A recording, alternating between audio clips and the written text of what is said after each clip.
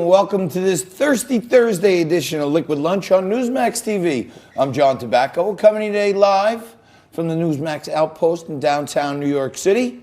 Yes, we are still on Broadway. We're in the Question Tequila Studios, as we are every single day, noon to 2 Eastern, live. Right down the street at the New York Stock Exchange, things are wonderful today. The market's up 225 points as we speak. The bulls are dancing in the aisles today with conversations coming out of the trade negotiators between China and the U.S. that they're going to start a phased repeal of the punitive tariffs, and they expect by the end of December to have a full deal and start the phases. And the bulls like what they're seeing. Bitcoin down a couple $100, but not much to worry there. The Dow, though, is at 27.7 now. And you might remember over the last few weeks, I've been saying a consolidation at 27,000 and some good news in those trade talks. We could see 30,000 bumping up against 28, which will be big news. And big news it is indeed when I'm joined in the studio every day by my managing editor, co-host, Frank Morano. Well, thank you, John. A happy Thursday to all of you. A Thirsty Thursday edition here on Liquid Lunch. I am thirsty. It is a breaking news Thursday, that's for sure. Coming up in just a couple of minutes, we'll bring you an update from the Roger Stone trial in Washington, D.C., and from the heart of the impeachment saga, Washington, D.C. The big news today is that John Bolton is not going to be testifying before the impeachment inquiry. We'll update you on all that. And Donald Trump is unloading both barrels this morning on the Washington Post. If you're not following Donald Trump on Twitter, today's the day that you should follow him, because the barrage of tweets that he has unleashed on the Washington Post is just extraordinary. I understand you were with Donald Trump the Younger last night. I was with Junior last night. We were talking a little bit. I might go down to Mar-a-Lago. Oh, really? Yeah, see what's happening. Yeah, we were there at his book event last night with Adam Weiss and many other luminaries were there. Judge Janine was there. Geraldo was there. It was quite the star-studded event. I like Geraldo. And mine.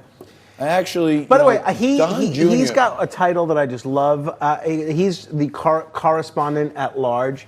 If I ever get promoted, I'm hoping maybe I could be correspondent. Right now, he's the correspondent at Limp. He's got a cane. He's not looking very Geraldo-ish anymore. He's kind of looked a little busted up. I'm not kidding with you. But Donald was great. Donald Jr., man, he got up there. I think we have some clips. Can we take a look? We'll look at a couple of them. So yeah, I'm there at the book launch party, me, among others. And then Don gets up there. And we want to talk about his father unleashing on Twitter. He's talking about how he got, when Donald Jr. went nuts on Twitter. Yeah. Well, the president called him. And this is how he recounts it. In the book that I get the most traction on that note. Donald Trump would like to speak to you. And the president, hey, Dad, how's it going? Don, you're getting a little hot on Twitter.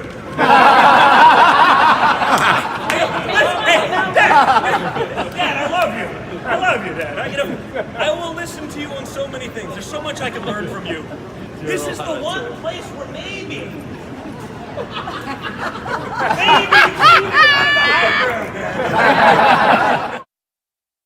Now, what did he say there towards the end? Maybe he said, what? like, maybe this is the one area I shouldn't be listening to. You know, this is like, you know, he said something like 8th grade syndrome.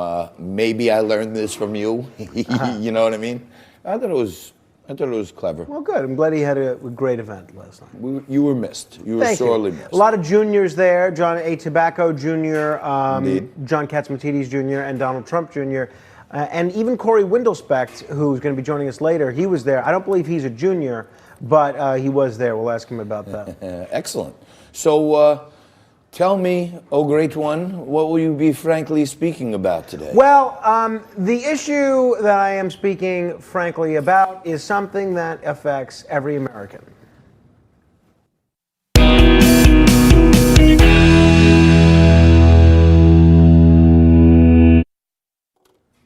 Just as an epidemiologist or a doctor or a nurse might be on the front lines of a new disease epidemic, my day job as a radio talk show host and a producer gives me a ringside seat over a societal epidemic that is taking hold of our country.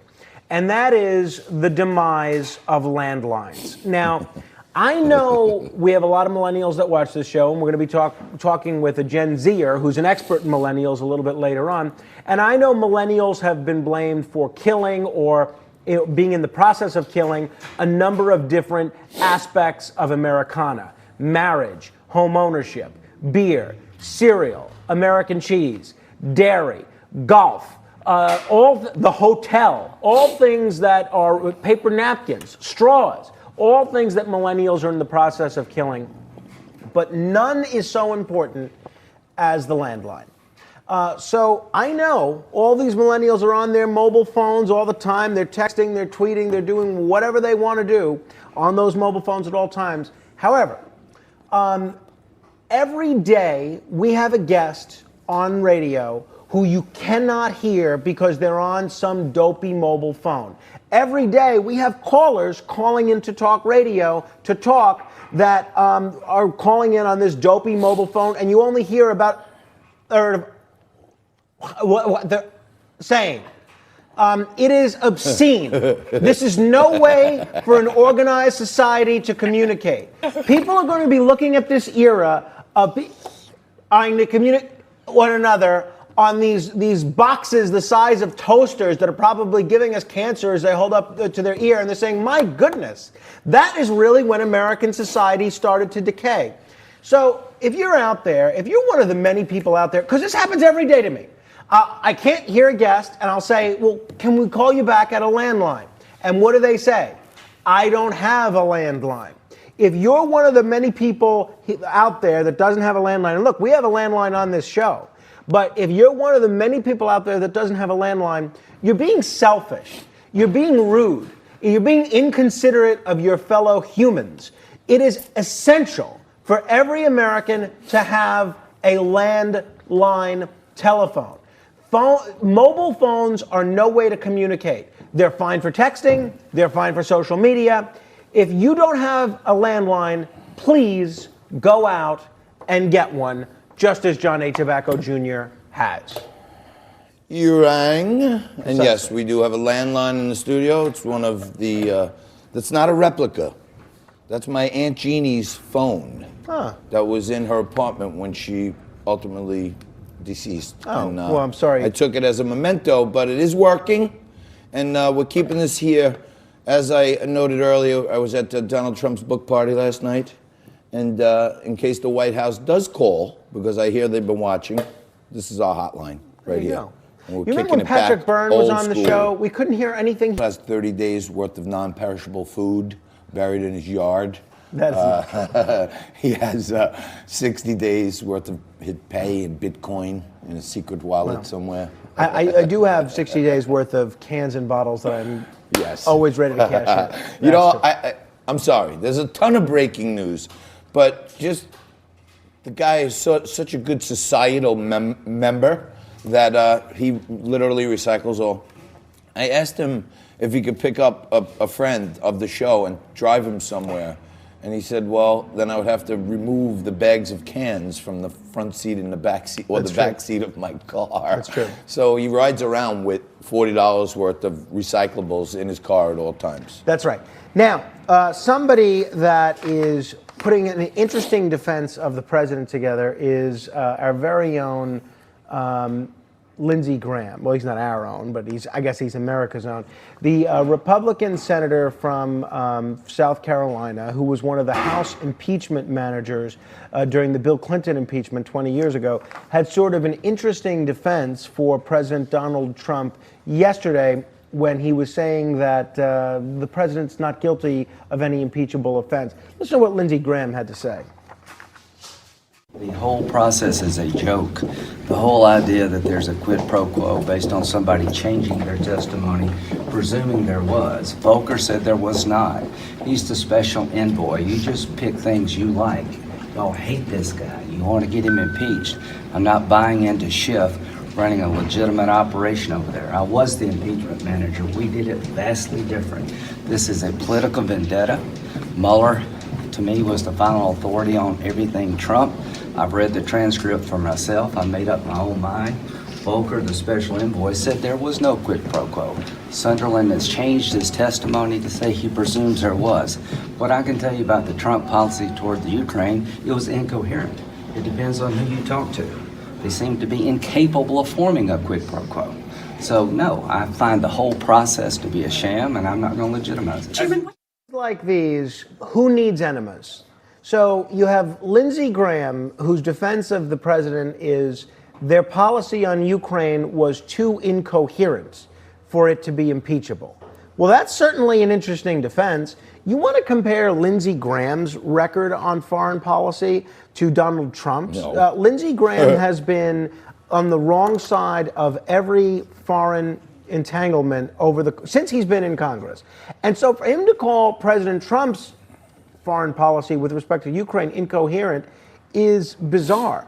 And the thing that nobody has seemed to provide an answer to is why is it so essential that President Zelensky and the Ukrainians get military aid in general? They're not a NATO ally, and giving them lethal military aid, which President Obama stopped America from doing, and which the 2016 Republican platform specifically said we would not do, and that was the party that was elected in 2016, somebody should explain to the voters why it's so important that we have to give this Ukrainian military aid.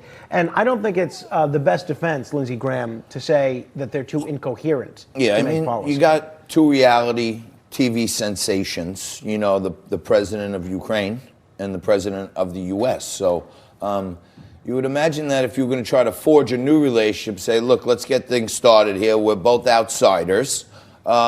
I think there was some shenanigans by the previous investigation when I was running for president. I think that they stood up a deep state coup using the CIA and leaked information through Ukraine and Italy to others. I'd like you to take a look at that, Volodymyr, please. Yes, sir, Mr. President. You are my idol. I modeled my campaign style after you, sir. You are a shining star to be looked up to. So, having a discussion with an ally about corruption in the previous organization when you're both outsiders doesn't sound like a quid pro quo. It sounds like you want some serious weaponry. We want to make sure we figure out who tried to pull off a soft coup on the U.S. It's all inbounds. And Lindsey Graham's probably right, Frank. Some of the Mueller probes a little bit also. Who knows? It's going to be a great show today. It's Thursday. Take a quick break. More Newsmax Liquid Lunch right after this.